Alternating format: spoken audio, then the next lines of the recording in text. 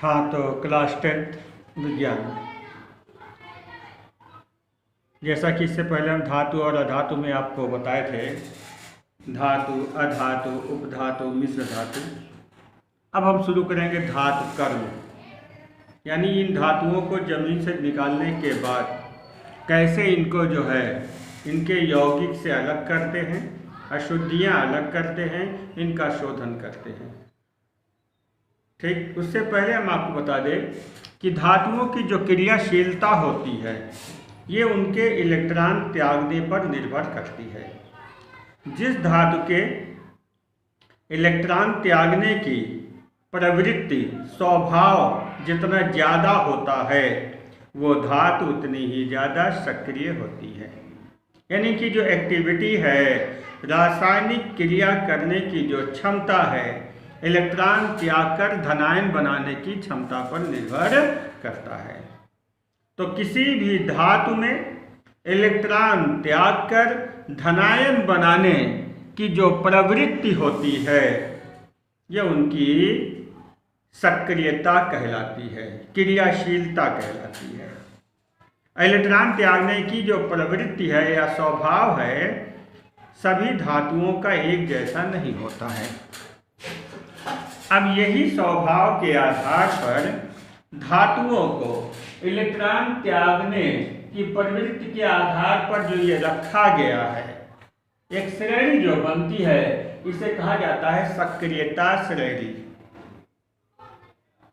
तो धातुओं में इलेक्ट्रॉन त्याग कर धनायन बनाने की प्रवृत्ति उनकी सक्रियता कहलाती है, और धातुओं को इलेक्ट्रॉन त्यागने के प्रवृत्ति के अनुसार क्रिया करने के क्षमता के अनुसार घटते हुए क्रम में रखने पर जो श्रेणी प्राप्त होती है इसे सक्रियता श्रेणी कहते हैं।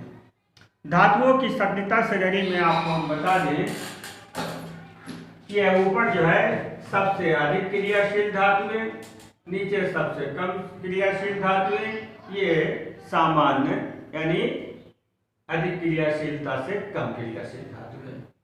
तो अधिक क्रियाशील धातुएं, कम क्रियाशील धातुएं, सबसे कम क्रियाशील धातुएं।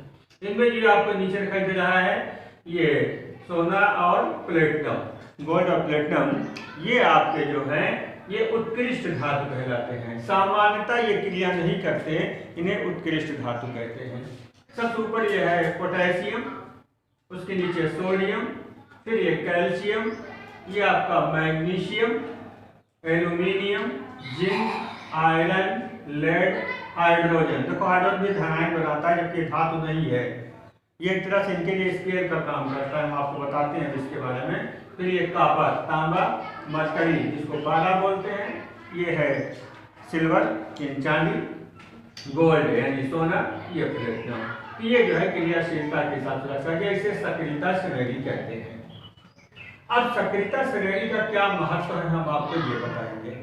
ये जो हाइड्रोजन को ध्यान से देखिएगा, हाइड्रोजन को मानक मान के चलते हैं। हाइड्रोजन के ऊपर आने वाले जितने भी धातु हैं ये जल से क्रिया करके हाइड्रोजन विस्थापित करते हैं। अब ये अलग बात है, कोई ठंडे जल से क्रिया करता है, कोई गर्म जल से क्रिया करता है, कोई जल वाष्प से क्रिया करता है। तो हाइड्रोजन के ऊपर आने वाली जो धातुएं हैं ये जल से क्रिया करके, जैसे पोटेशियम है ये जल से क्रिया करेगा, बनाएगा पोटेशियम हाइड्रोक्साइड और हाइड्रोजन अलग करेगा, बैलेंस कर लेते हैं। ठीक इसी तरह से हम बात करते हैं सोडियम की। सोडियम भी जो है ये जल से क्रिया करेगा और क्रिया करने के बाद हाइड्रोजन गैस निकालता है।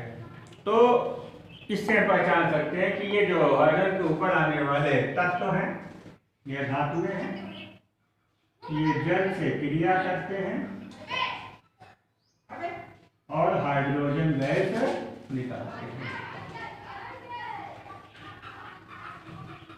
दूसरी बात, विद्युत, ये आपका विद्युत रासायनिक श्रेणी में हम लोग बोलते हैं। सक्रियता श्रेणी में ऊपर से नीचे आने पर धातुओं की क्रियाशीलता घटती है। यानी हम कह सकते हैं कि पोटेशियम सबसे ज्यादा क्रियाशील, सोडियम उससे कम, कैल्शियम उससे कम, मैग्नीशियम उससे कम। अब इसका क्या मकसद है सुनिए। ये जो श्रेणी दिखाई दे रही है, सक्रियता श्रेणी में ऊपर आने वाली धातुएं अपने से नीचे आने वाली धातुओं को उनके लवण के विलयन से विस्थापित कर देती है।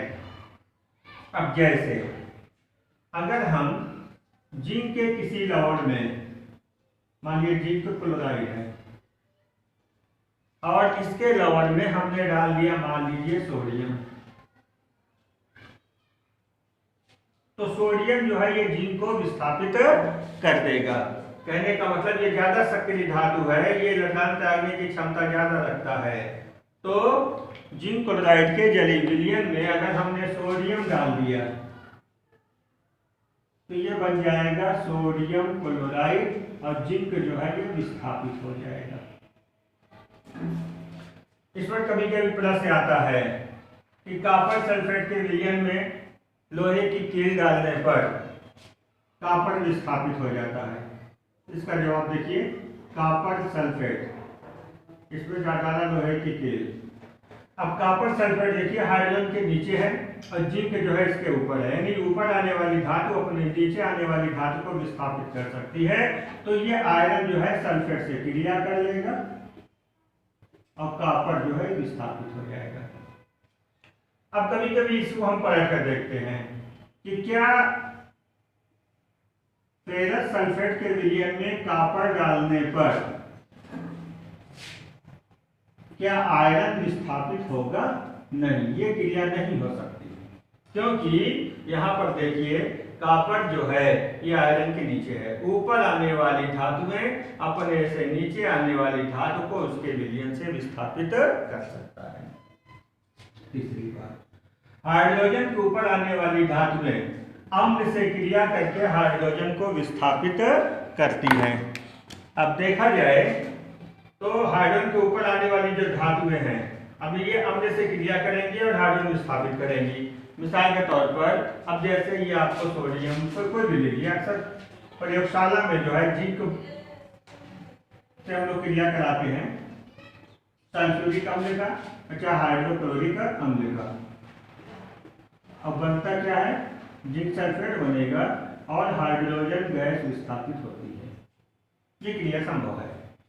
यानी ये जो आपको धातु दिखाई दे रहे हैं हाइड्रोजन के ऊपर, ये अम्ल से क्रिया करके हाइड्रोजन को विस्थापित कर लेंगे। वहीं पर हम इसके नीचे आ जाए, H के नीचे, अब हम चाहें कि मरकरी को जो है डाल दें किसमें, सल्फ्यूरिक अम्ल में, और ये हाइड्रोजन को विस्थापित कर दे। ये समीकरण नहीं हो सकता कि ये हाइड्रोजन को विस्थापित कर दे। यानी हाइड्रोजन से ऊपर आने वाली धातुएं अम्ल से क्रिया करके हाइड्रोजन को विस्थापित करती है।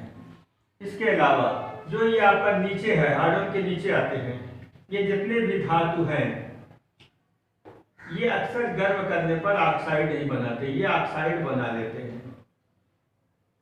और हाइड्रोजन के नीचे आने वाली धातुओं दिखाई दे रहे, इनके कार्बोनेट अगर गर्म किए जाते हैं तो कार्बन डाइऑक्साइड निकालते हैं। तो ये सक्रियता श्रेणी का महत्व है। अक्सर ये प्रश्न इस पर आता है, खास करके अभिक्रिया करने के बारे में प्रश्न बहुत ज़्यादा आया करते हैं कि फलक क्रिया संभव है कि नहीं। ये सक्रियता श्रेणी के आधार पर आप निकाल सकते हैं।